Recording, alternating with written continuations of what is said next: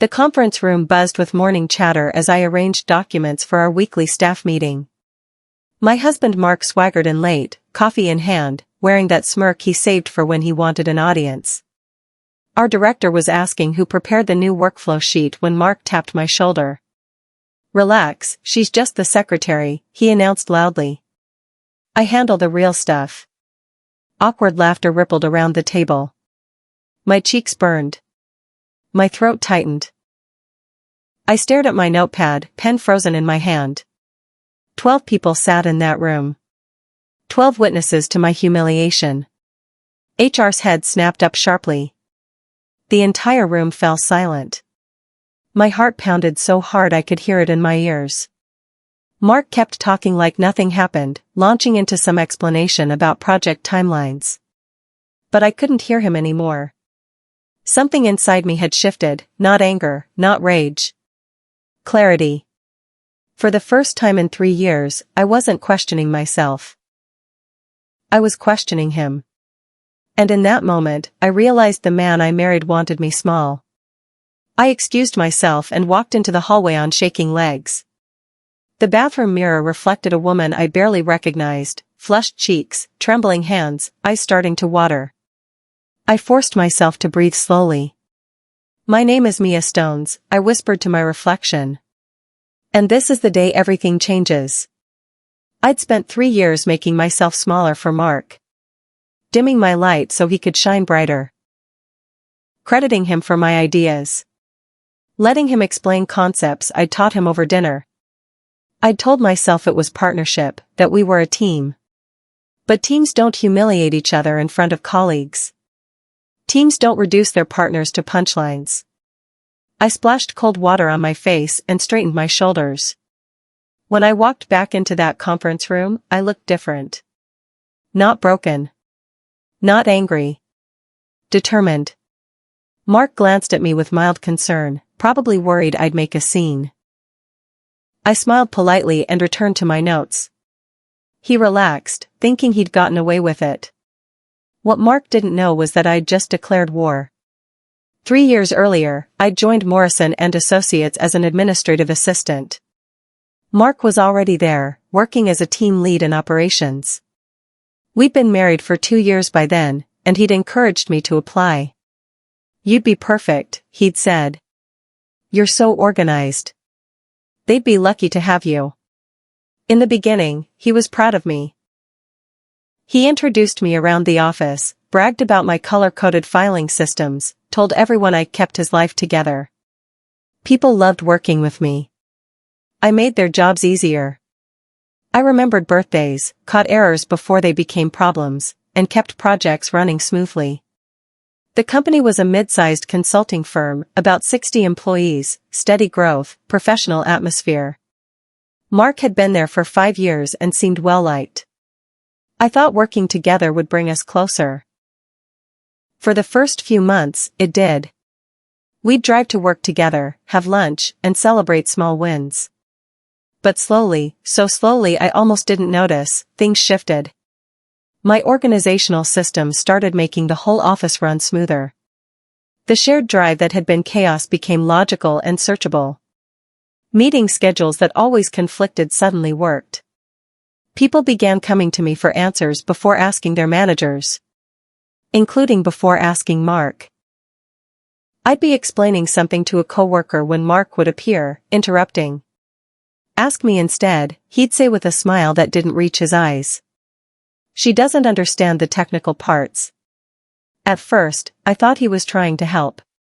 Then I realized he was trying to control the narrative. He started taking credit for ideas I'd suggested during dinner. Word for word, he'd present my solutions in meetings as if they were his own. When I mentioned it at home, he'd laugh. "Relax, babe. We're a team, remember? What's yours is mine." But it never worked in reverse. Nothing he did was ever credited to me. The more others praised my work, the colder he became at home. Compliments from colleagues would earn me silence in the car. Recognition at meetings meant tension at dinner. The first real betrayal came 6 months before the conference room incident. One of our senior managers, Mr. Phillips, complimented me on reorganizing the client database. "This is brilliant, Mia," he'd said. "Saved us hours of work." That evening, Mark cornered me in the kitchen. His voice was low, controlled. "Stop outshining me. It makes me look bad." I stared at him, wooden spoon dripping sauce onto the counter. "I'm just doing my job," I replied. He shook his head. "Your job is administrative support. Not making me look incompetent." That was the moment I understood. This wasn't marriage anymore. This was competition. And Mark was terrified he was losing. I apologized that night, told him I'd be more careful. But inside, something had cracked. You can't unknow that your partner sees you as a threat. Over the next months, I watched him more carefully. Saw how he positioned himself in meetings. How he redirected praise. How he subtly undermined my contributions while taking credit for my wins. I started keeping notes. After the conference room humiliation, I knew exactly what to do. Not loud. Not emotional. Not dramatic. Strategic. I stopped sharing ideas with Mark at home. When he asked about my projects, I kept answers vague. I stopped correcting his mistakes or cleaning up his messes behind the scenes. Most importantly, I started documenting everything. Every missed deadline on his end. Every sloppy report. Every time he delegated his work to me and took credit for the results. I created a private folder in my personal cloud storage, timestamps, screenshots, email chains. Not for revenge. For protection. Because I'd learned that men like Mark rewrite history when it suits them. I also changed how I worked. Instead of handling things quietly, I started copying relevant people on emails. Asking for written confirmation of verbal requests. Creating paper trails. Mark noticed immediately. "Why are you CCing everyone?" he complained. "It's excessive." "Just being thorough," I replied sweetly. He didn't like it, but he couldn't argue against professionalism. 2 weeks after the conference room incident, Mark forgot to include me on several crucial emails about a client project I typically coordinated. The client complained about confusion over deliverables. Mark immediately threw me under the bus in a team meeting.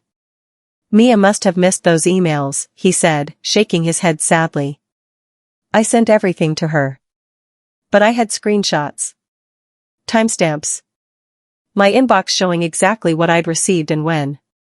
HR pulled us both aside after the meeting. I calmly presented my evidence, forwarded emails showing Mark had specifically excluded me while copying people who didn't need the information. The dates and times were irrefutable. Mark's face went red as HR's expression hardened. They kept him in the room 15 minutes longer than they kept me. When we finally left the office that night, he slammed the car door so hard the whole vehicle shook. "This is your fault," he growled. I said nothing. Silence is power. He couldn't argue with my silence, couldn't twist my words. It drove him crazy. Slowly, quietly, allies started forming around me. People who'd watched Mark operate for years began seeing through him. Coworkers started forwarding me emails just in case, protecting me from his exclusion tactics. Managers began double-checking information Mark provided. I never asked for this support. It emerged naturally as people recognized patterns. One afternoon, our CFO, Mr. Thompson, stopped by my desk. He was a quiet man, mid-50s, sharp eyes that missed nothing. "You have a good head on your shoulders, Mia," he said simply. "Keep doing what you're doing." It wasn't much, but from Mr. Thompson, it was everything. He didn't give empty compliments. If he noticed me, others were noticing too. I also became closer with our HR director, Ms. Chen. Not obviously, just professional conversations, the occasional question about policy. But she started watching Mark more carefully. I never complained about him directly. I didn't need to. His behavior spoke for itself when someone was actually paying attention.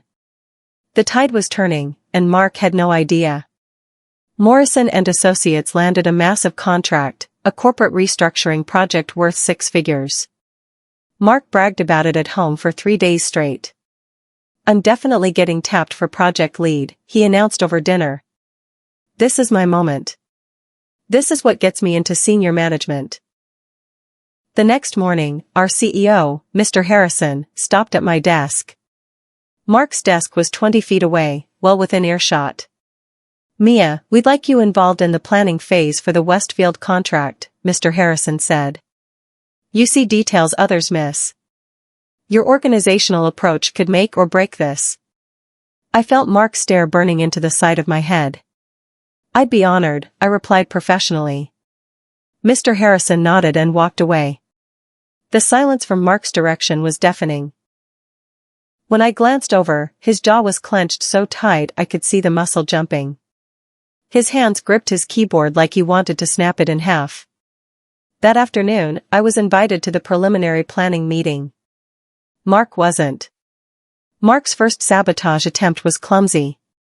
A detailed spreadsheet I'd been perfecting for 3 days, tracking deliverables, timelines, and resource allocation for the Westfield project, suddenly vanished from this shared drive.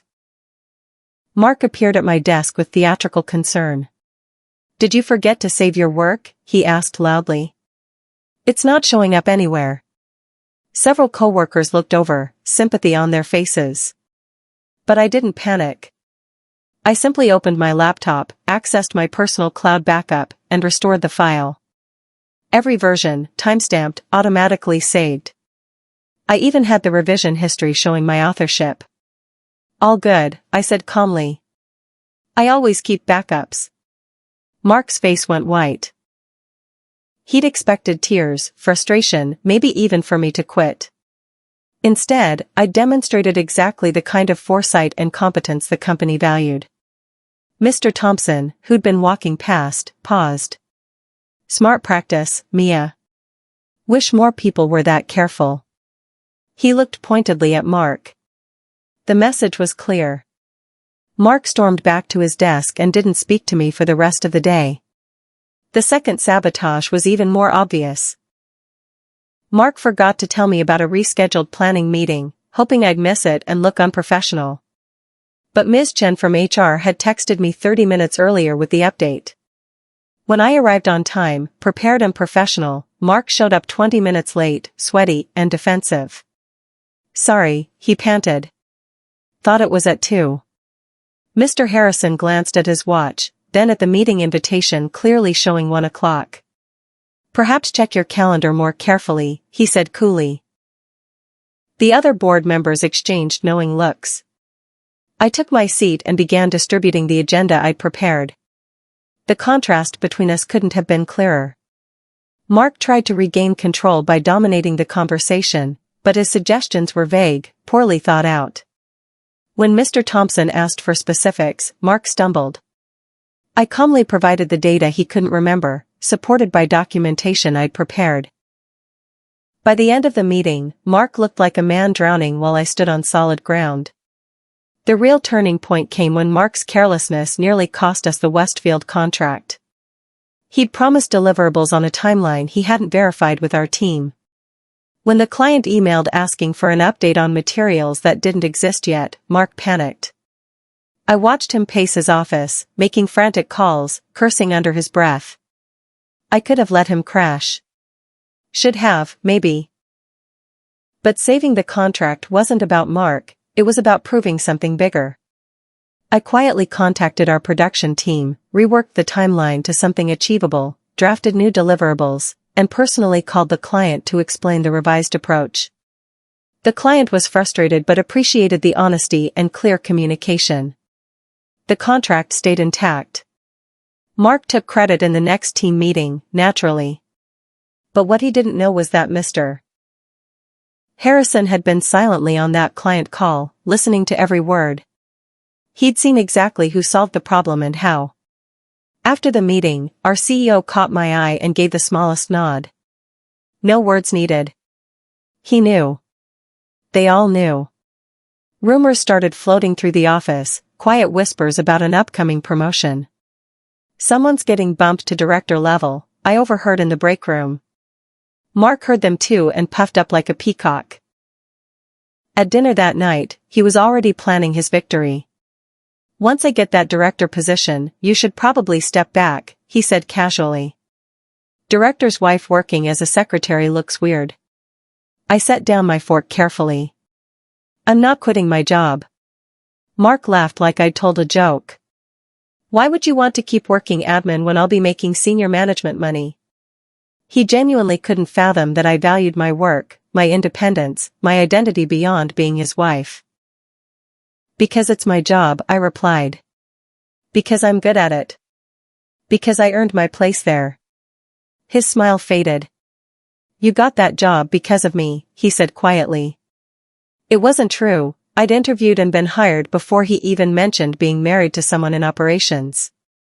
But facts had never mattered much to Mark's version of reality. Annual performance reviews arrived, including anonymous peer feedback. Mark came home that evening with a printed review in his hand, face flushed. Someone said I take credit for other people's work, he said, voice tight with rage. Who would say that? He looked at me accusingly, as if I'd somehow orchestrated the feedback from multiple colleagues. I met his eyes calmly. Maybe they're just paying attention. He crumpled the paper. You've been poisoning people against me. I shook my head. I've been doing my job. If people notice patterns, that's not my fault. We didn't speak the rest of the night. He slept in the guest room, acting like the wronged party. But his review scores were mediocre at best, while mine, which he demanded I show him, were exceptional across every category. That gap between us was growing impossible to ignore. And everyone in the company could see it now. Mark's desperation led to his biggest mistake. During a presentation to senior management, he claimed I'd mishandled workflow coordination, causing delays. It was a blatant lie, designed to make him look proactive and me incompetent.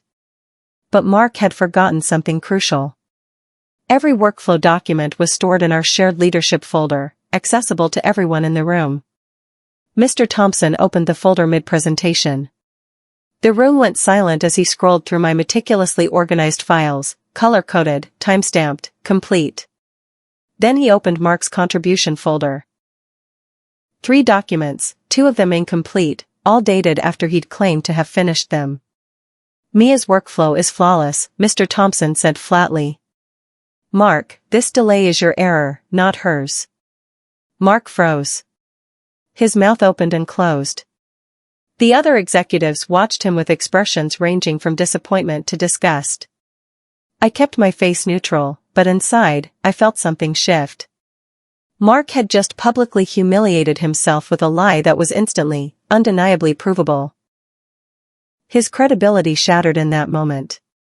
The meeting ended early. The next week, Mr. Thompson specifically requested I attend planning meetings Mark wasn't invited to. When Mark found out, he confronted me in the parking lot after work, face red with fury. You think you're better than me? He demanded. Other employees were within earshot, hurrying to their cars while pretending not to listen. I think I'm doing my job, I replied calmly, unlocking my car. Mark grabbed my arm. Not hard enough to hurt, but firm enough to stop me. Several people froze, watching. Let go, I said quietly. He did, immediately, realizing how it looked. This isn't over, he hissed. I got in my car and drove away. He didn't speak to me for 2 days. The silent treatment used to hurt. Now it was just peaceful. Meanwhile, at work, I was being pulled into conversations about company strategy, client relations, and operational efficiency. My title was still administrative, but my function had evolved far beyond it. Mark's self-destruction accelerated. He started snapping at junior employees over minor issues. Missing deadlines he'd previously managed fine. Sending reports with obvious errors. Everyone tiptoed around him, his mood swings unpredictable and volatile. The confident, charismatic man I'd married was unraveling, replaced by someone angry and desperate. He blamed me at home. "You're sabotaging me," he'd accuse. But I wasn't. I was just no longer protecting him from consequences. For years, I'd quietly fixed his mistakes, reminded him of deadlines, and proofread his work. That safety net was gone. Without me catching him, he kept falling. Complaints reached HR about his tone, his missed commitments, and his tendency to deflect blame. Ms. Chen called him in for a formal conversation. When he came home that evening, he looked shaken. "They're documenting everything now," he said. "Every little mistake." I didn't point out that little mistakes from someone wanting a director position were actually major red flags. He'd figure it out eventually. Or he wouldn't.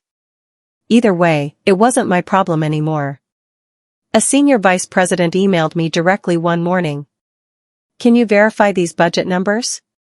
Mark's version seems inconsistent." I pulled up the actual data and replied with accurate figures, the audit trail, and the source documents. Within an hour, Mark appeared at my desk, shaking with rage. "You went over my head," he whispered harshly. I glanced up from my work. I answered a question from senior leadership with factual information. "That's my job." He leaned closer. "You're trying to take my job." I met his eyes without flinching. "No, Mark. You're giving it away. There's a difference." His face went purple, but he couldn't say anything without making a scene. He stormed off. 3 people had witnessed the exchange. The story spread quickly. That afternoon, Mr. Harrison personally thanked me for the clarification. "Attention to detail matters at the director level," he said meaningfully. Director level. The words hung in the air between us. Behind closed doors, the board was conducting a quiet investigation.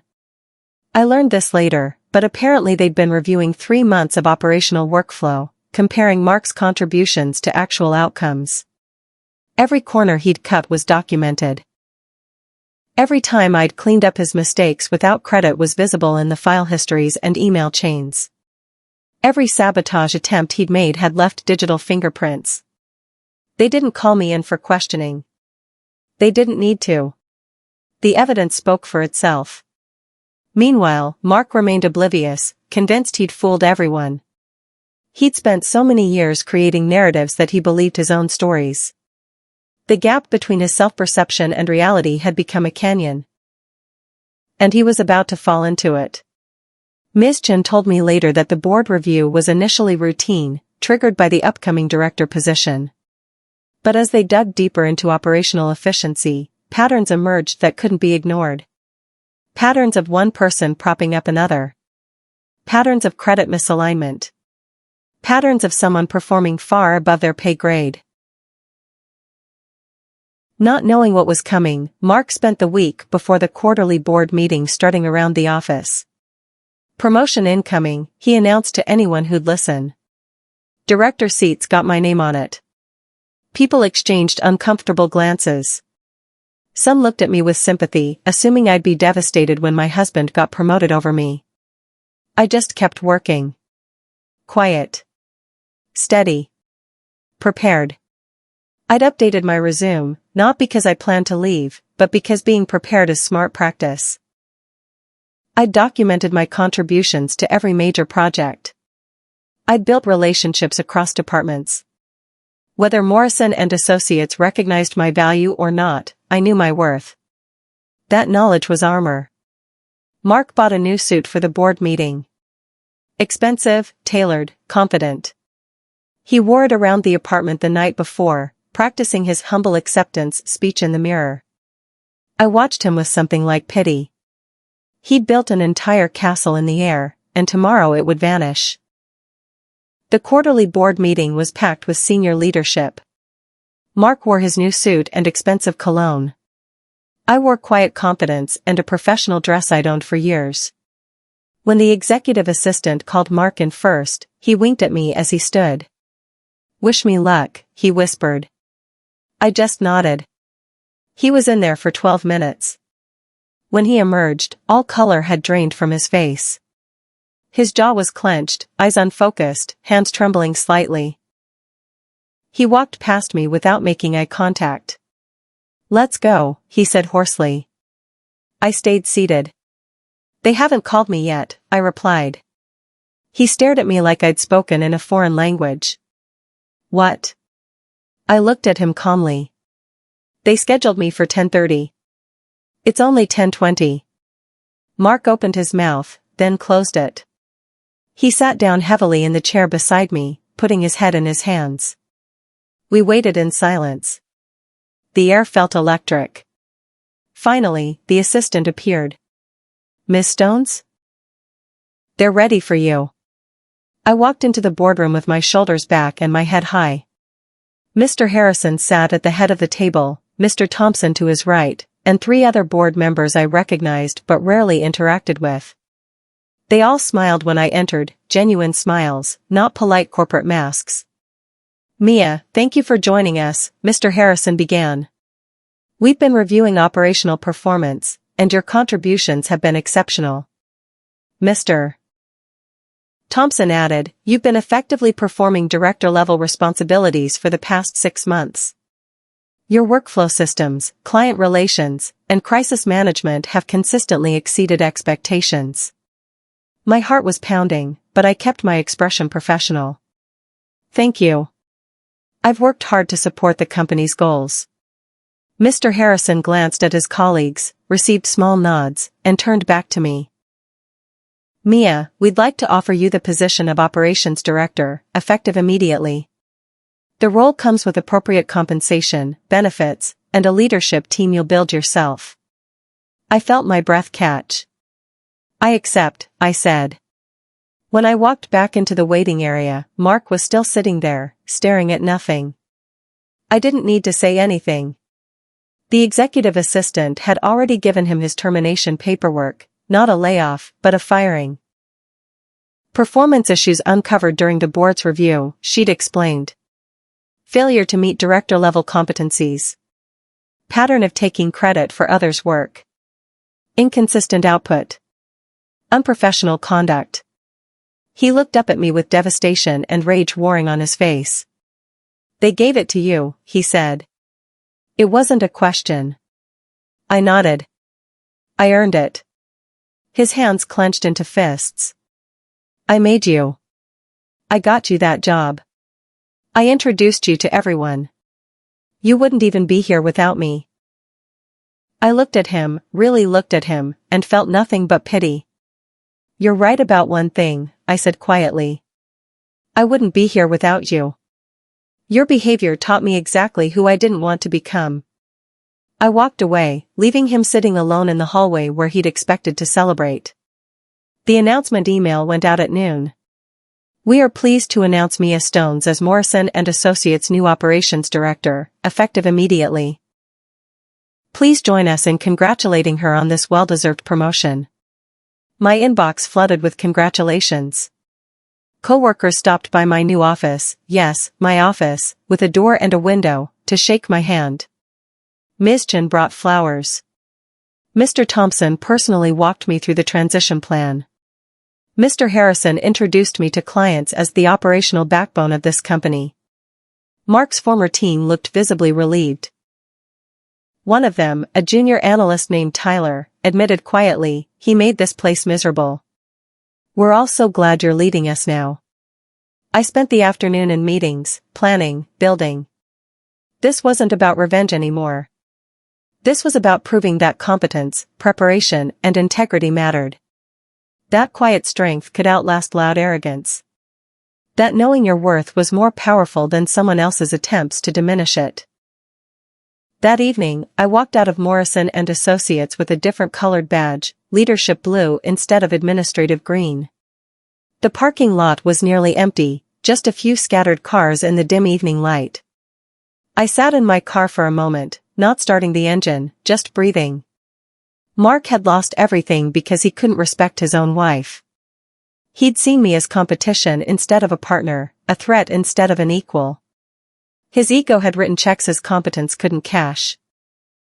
I'd risen because I respected myself enough to stop shrinking, to stop hiding, To stop letting someone else's fear of my potential convince me it didn't exist. There was no triumph in his downfall, no gloating in my victory. Just quiet pride in who I'd become. I'd grown silently, moved wisely, and let my success make the noise he never expected. As I drove home, to an apartment I'd found that afternoon, starting my new chapter, I realized something important. The woman Mark had called just a secretary had never existed. She was always a director. She'd just finally claimed the title to match,